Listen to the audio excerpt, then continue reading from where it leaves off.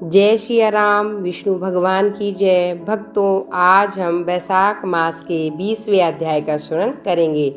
आइए गणेश भगवान और अपने गुरु को याद करते हुए वैशाख माह का 20वां अध्याय श्रवण करें। पान फूल मोदक चढ़े, लड्डू मेवा थाल, सद्गुण हमको दीजिए हे शिव के लाल। बोलो गणेश भगवान की जय। बिन गुरु ज्ञान नहीं, बिन ज्ञान समाज में मान नहीं। बोलो गुरुदेव महाराज की जय। इस अध्याय में व्याध ने शंख मुनि से प्रश्न किया, परमेश्वर ने करोड़ों जीव रचे हैं, लेकिन भिन्न भिन्न कर्म और अनेक प्रकार के स्वभाव वाले हैं। यह जानने की मेरी इच्छा है, आप बताइए। शंख मुनि कहने लगे, सतोगुणी, रजोगुणी और तमोगुणी ये 3 प्रकार के जीव होते हैं। इनमें रजोगुणी और रजोगुण कर्म करते हैं। इनकी बुद्धि पाप पुण्य मिश्रित होती है।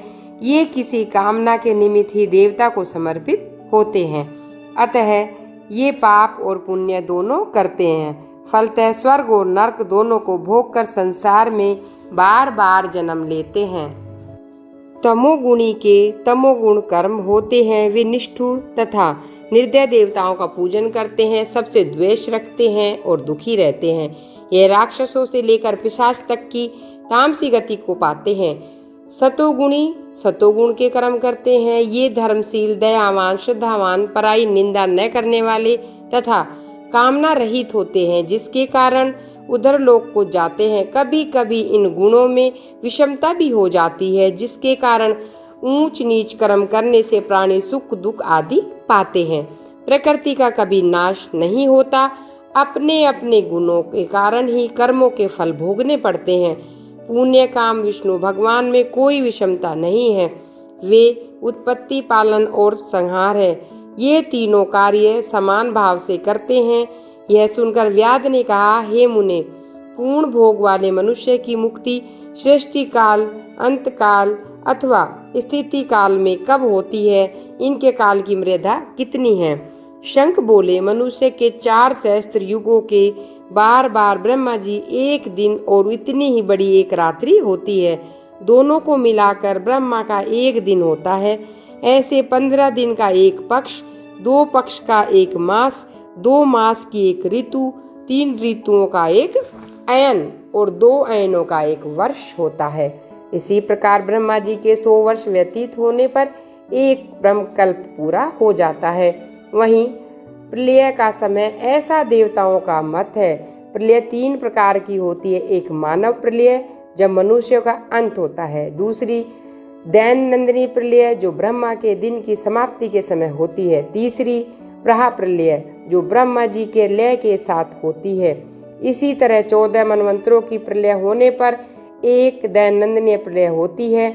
इन प्रलयों की उतनी ही अवधि पर्यंत स्थिति होती है। प्रलय में भू भूर्भुवः स्वः इन तीनों लोकों का लय होकर चेतन जीवों का नाश होता है। स्वरूप का ही नहीं, केवल उन लोकों में पूर्ववत जल प्लावन हो जाता है। अंत में चेतन जीवों की पुनः उत्पत्ति होती है। व्याध दैनंदिनी प्रलय में ब्रह्मा जी के शयन होने पर चेतन अधिभूत जीवों सहित लोकों और लोकस्थ वस्तुओं का नाश होता है। केवल सत्य लोक रह जाता है। कोई कोई तवाभिमानी देवता, मुनि तथा सत्य लोक का सेवन करने वाले बच जाते हैं। वे सब कल्पपांत तक सोते रहते हैं। फिर रात्रि के समाप्त होने पर पूर्व सृष्टि के अनुसार ही ब्रह्मा जी सृष्टि की पुनः रचना करते हैं। ऋषि देव पितृलोक और वर्ण धर्मों के सहित 4 वर्णों को अलग अलग रचते हैं। तब चक्रधारी विष्णु के 10 अवतार भी पुनः नियम के अनुसार होते हैं। जो देवता और ऋषि ब्रह्मा जी के अंग ही मुक्त पाने वाले होते हैं, सब ब्रह्मलोक में रहते हैं। जो सिद्धि प्राप्त राजा, साधु, सिद्ध ब्रह्मलोक में वासी हैं, वे सब सत्यलोक में स्थिर रहते हैं, यहाँ नहीं आते। कलयुग के समाप्त होने पर दैत्यों का नाश होता है। फिर वे अपने कर्मानुसार वैसे ही कर्म करने वाले होते हैं और अपने लिए अपने निश्चित स्थान पर अपने अपने गोत्रों में जन्म लेते हैं। अब मैं तेरे सामने सृष्टि काल और मुक्ति काल का वर्णन करता हूँ। उसे सावधान होकर सुन। देवादिदेव भगवान का एक निमेष ब्रह्मा जी के कल्प के बराबर होता है। तदंतर श्री भगवान का उतना हुई उन्मेष अर्थात पलक का खुलना होता है। निमेष के अंत में उन्हें अपने कुछिष्ट लोगों का सर्जन करने की इच्छा होती है। ब्रह्मा से लेकर मनुष्य तक विष्णु के कुक्षिगत होकर ध्यानावस्थी रहते हैं। उन्मेष के प्रथम भाग में चतुर्व्यूहमाक विभूषाडक होकर व्यूह में स्थित ब्रह्मा को मुक्ति देने के पश्चात परमात्माओं को तत्वज्ञान रूपी सायुज्य मुक्ति देते हैं। किसी को समीप्य मुक्ति देते हैं, अन्य मनुष्यों को साखोक्य मुक्ति देकर अनिरुद्ध रूप से संपूर्ण स्थिति लोकों का अवलोकन करते हैं।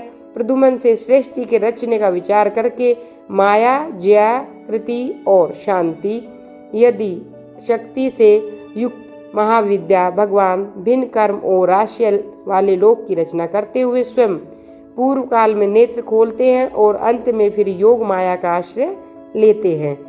व्युस्त संकरण से चराचर का नाश होता है और यह सब उस महात्मा का अवर्णीय कार्य है। यह कार्य ब्रह्मादिक देवता योगियों के द्वारा भी अकथनीय है।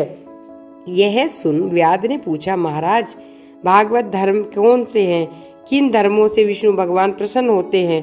व्याध के ऐसा कहने पर शंख बोले, जिनका चित्त सदा विष्णु भगवान के चरणों में तथा हरि स्मरण में रत रहता है, जो लोग ममताहीन रहते हैं, जो सदाचारी हैं और परोपकार करते हैं, जिनको शास्त्र, गुरु, साधु और शुभ कर्म में विश्वास है और जो सदा विष्णु भक्त हैं, वही भागवत धर्म के पालक है। सब देशों में घूमने, सब कर्मों को करने, धर्मों को सुनने पर भी चित्त को विषयों में लगाए रखने लोग कुछ भी नहीं कर सकते। कामना रहित होकर श्रद्धा पूर्वक जो विष्णु संबंधी धर्म किए जाते हैं, वही भागवत धर्म है। इस लोक में और परलोक में सुख देने वाले धर्म लक्ष्मी जी को भगवान ने वैसोक्त धर्म बताया है, जो विष्णु भगवान को प्रसन्न करते हैं। धन पाकर बावड़ी, कुआं, सरोवर बनवाते हैं, छाया दान करते हैं, छतरी, जूता, खड़ाऊ, सुगंधित द्रव्य, कपूर, पुष्प, तांबुल, गोरस, शहद, चटाई, कंबल, पलंग, वस्त्र, अन्न का दान, गोदान, रास्ते के थके हुए ब्राह्मण आदि के चरण धोना, पंखे से हवा करना, उपटन करना, शरबत पिलाना, नमक मिली छाछ, ईख, ककड़ी तथा रसायन का दान करना, ये कार्य संपूर्ण पापों को नष्ट करने वाले हैं। पितृश्वरों का तर्पण करें, तेल तथा उपटन छोड़ दें, कांसे के पात्र में भोजन ना करें, निषेध भोजन और व्यर्थ विवाद ना करें। लौकी, गाजर, तोरई, चौलाई, बैंगन, मसूर, मूली, गूलर, बेलपत्र और लिसोड़े का वैशाख मास में भूलकर भी सेवन ना करें, अन्यथा चांडाल की योनि में जन्म लेकर 100 जन्म तक पशु बनना पड़ता है। ऐसे मधुसूदन भगवान की प्रसन्नता के लिए प्रातःकाल स्नान कर विष्णु भगवान की प्रतिमा बनवाकर उसे वस्त्र आभूषण से सुसज्जित कर नित्य कर्म करके पूजन करे। वैशाख तथा वैशाख महात्म्य की कथा मन लगाकर सुन, फिर भगवान को भोजन कराएं। वह प्रतिमा दक्षिणा सहित धर्मात्मा ब्राह्मण को अर्पण कर देवें। वैशाख की द्वादशी को दही और अन्न, जल का घड़ा, तांबुल, फल दक्षिणा सहित ब्राह्मण को दे। धर्मराज को प्रसन्न करने के लिए दही और अन्न, तांबुल और दक्षिणा दान करे। पहले दही और अन्न से पितृश्वरों की तृप्ति के लिए अक्षत दे, फिर गुरु और विष्णु के दें। यथाशक्ति गौदान, वैकुंठ प्राप्ति के निमित्त विष्णु भगवान से प्रार्थना करें। ऐसा करने वाला सब पापों से छूट अपने 100 कुलों का उद्धार कर सूर्य मंडल को वेद विष्णु के परम धाम को जाता है। जब श्रुतदेव जी वैशाख मास के धर्मों की कथा कह रहे थे, उसी समय वहां पंचशाखी वृक्ष पृथ्वी पर गिर पड़ा। उस वृक्ष की कोटर में से एक बड़ा भयंकर सर्प निकला, जो तत्काल ही अपनी पाप रूपी देह को त्याग कर हाथ जोड़कर सिर झुकाकर वहां बैठ गया। बोलो विष्णु भगवान की जय।